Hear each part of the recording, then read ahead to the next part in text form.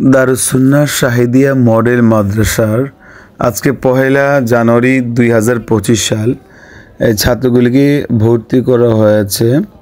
আলহামদুলিল্লাহ অনেক ছাত্র হয়েছে ভর্তি, আপনারা দেখতে পাচ্ছেন। আজকে আমরা ইনশাআল্লাহ বই বিতরণ করব প্লে থেকে পঞ্চম শ্রেণী পর্যন্ত।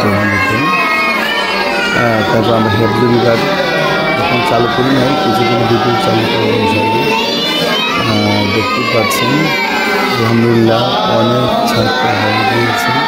সকলে দোয়া করবেন, সকলে যাতে আল্লাহওয়ালা রাসূল আকরাম সাল্লাল্লাহু আলাইহি ওয়াসাল্লামের আদর্শ প্রদান হতে পারে।